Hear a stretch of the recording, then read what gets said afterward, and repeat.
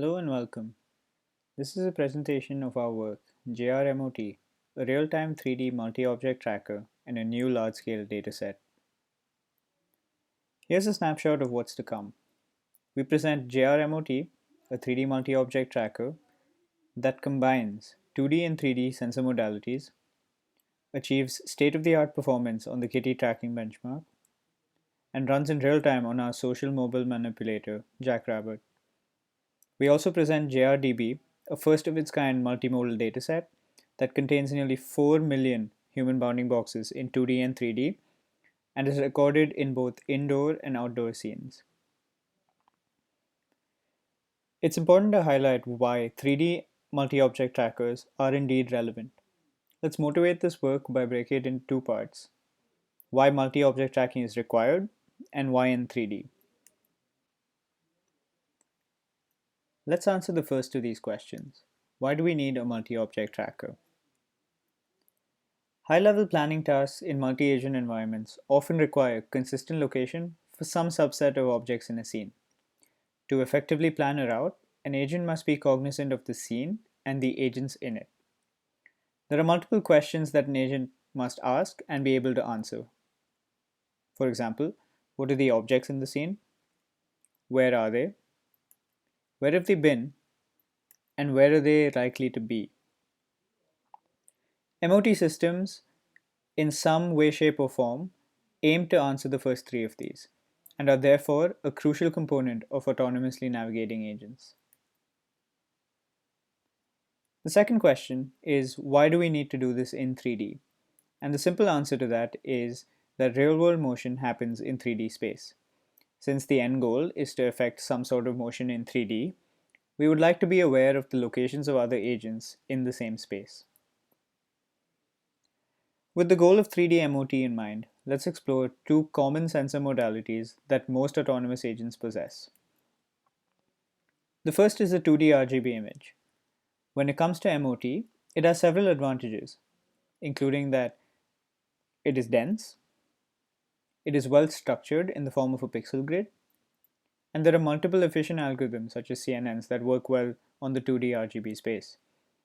However, occlusions are a major challenge for 2D tracking. Two objects in distinct 3D locations in space can occupy the same space in the 2D RGB image. And as mentioned before, applications require 3D information. The second modality is the 3D LiDAR point cloud. It has an advantage that objects are well separated, but at the same time, the point clouds are usually sparse and the search space is large. Given that we want to develop a 3D MOT system, the question then is, how do we do so in a way that leverages the complementary information in 2D and 3D sensor modalities? And as much as I want to say that we were the first people to think of this, there are prior works that explore this direction. However, they largely use the information from these two modalities in a loosely coupled fashion. But more importantly, they do not make use of advances in deep learning based techniques. We therefore want to build a 3D MOT system that leverages complementarity of sensor modalities but also uses advances in deep learning. And before we dive into how exactly we went about doing this, we would be remiss to have a discussion involving deep learning without mentioning data. There are numerous annotated datasets and benchmarks in 2D which exclusively contain 2D information. Other tracking datasets which contain 3D information focus on autonomous driving scenarios. To develop a 3D MOT system that requires 3D data in non-autonomous driving scenarios, there exists no option. And so finally, we arrive at the goal of this work: to develop a 3D multi-object tracker that leverages complementarity of sensor modalities and deep learning based techniques, and to release a new large-scale dataset. In a nutshell, we present JRMOT, an online real-time 3D MOT system that fuses 2D and 3D sensor modalities and uses recent advances in deep learning. We also release JRDB, a novel dataset with nearly 4 million 2D and 3D bounding boxes of humans captured in both indoor and outdoor scenes from a social robot centric perspective. Let's look at the architecture of JRMOT. JRMOT performs tracking by detection. We first use a 2D detector to obtain 2D bounding boxes from the RGB image. For our real-time implementation, we use an optimized YOLO, and for all benchmarking, we use a variant of mask RCNN. A 2D appearance feature is then extracted from each 2D bounding box. We use AlignReID for its relatively lower computational cost, but also good performance. Then, using these 2D bounding boxes and the LiDAR point cloud, we use fPointNet to obtain both 3D bounding boxes and 3D features. For those who are unfamiliar, fPointNet is a 3D detector that takes as input a 2D bounding box and the LiDAR point cloud and obtains a 3D bounding box. It uses 2D detections to project a frustum and reduce the 3D search space. At the output of the detection block is then a set of 2D boxes, 3D boxes, 2D features, and 3D features.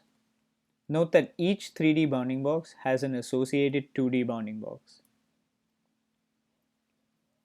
The tracker then consumes the detector's output.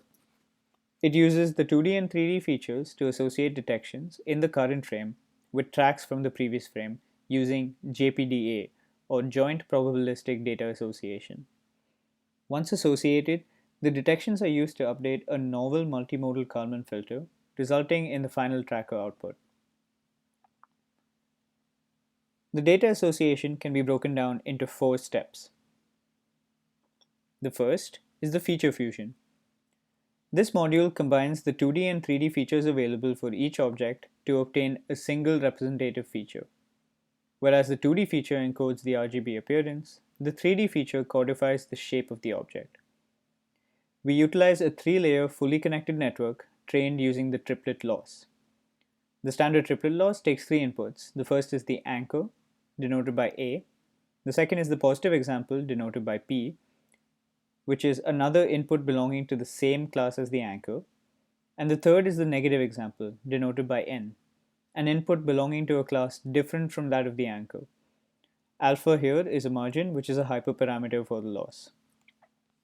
We also include hard negative mining by selecting negative examples which have very low distance to the anchor for training, to make sure the feature is discriminative even for challenging examples. The second step is the cost matrix creation. We calculate 2 cost matrices, one as the L2 distance between the fused feature of the detection and the fused feature of the track from the previous time step, and another with the IOU between the bounding boxes, again, of the detection in the current time step and the track from the previous time step. We obtain these distances for every pair of track and detection. The third step is the cost matrix clustering and selection. The first step of this process is gating. Gating involves the ruling out of implausible detections for every track. To put it simply, if a detection is close enough to a track in 2D or 3D space, then we consider the detection to be within the gate of that track. Consider the image. The purple and blue boxes are likely to be within each other's gate, whereas the blue and green boxes are not. Once we have the gating information, we construct a bipartite graph, with one set of nodes being the tracks on the left and the other being the detections on the right. There exists an edge between a track and a detection if the detection is within the gate of that track. Once this graph is constructed, we perform clustering, where each connected component in the graph is a cluster. Why bother doing this at all? For the following reasons. First, it only considers candidates for matches that are likely and prevents absurd assignments. And second, it allows for solving the association problem independently in each of the clusters, which are problems of a much smaller size.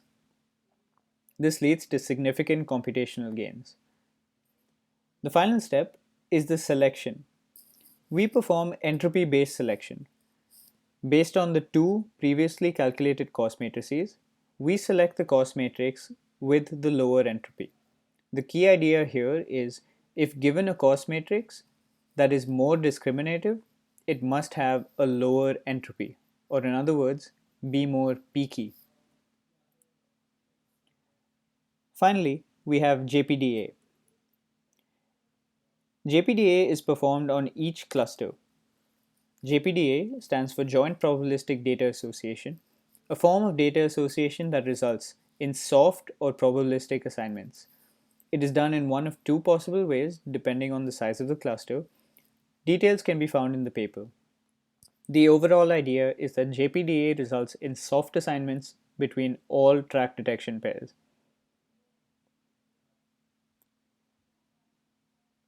The output of JPDA then serves as input to the filtering module.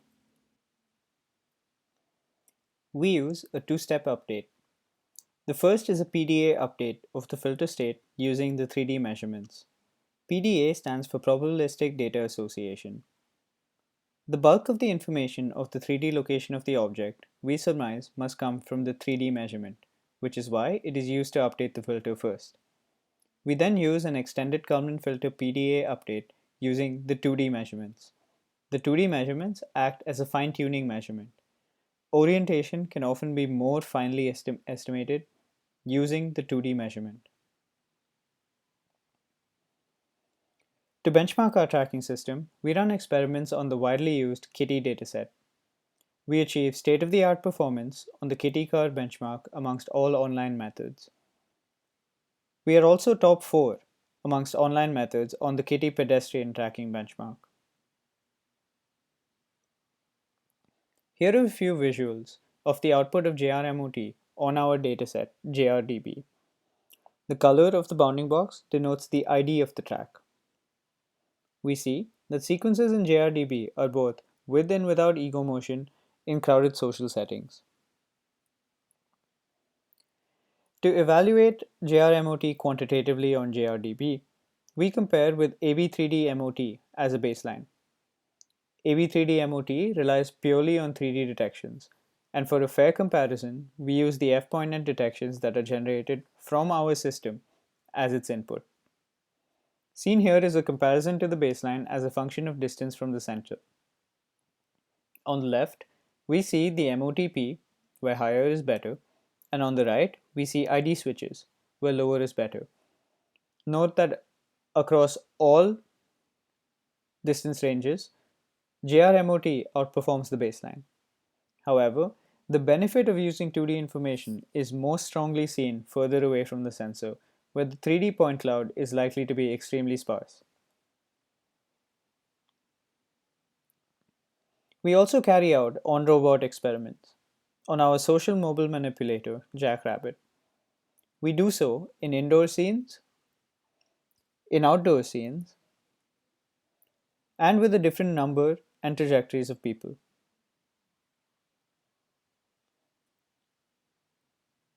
Over 110 seconds of data, we see only 4 ID switches and a single missed track. JRMOT runs at approximately 10 FPS on our onboard computer. And we see that it performs reliably and in a robust fashion in challenging tracking environments. Thank you for your time.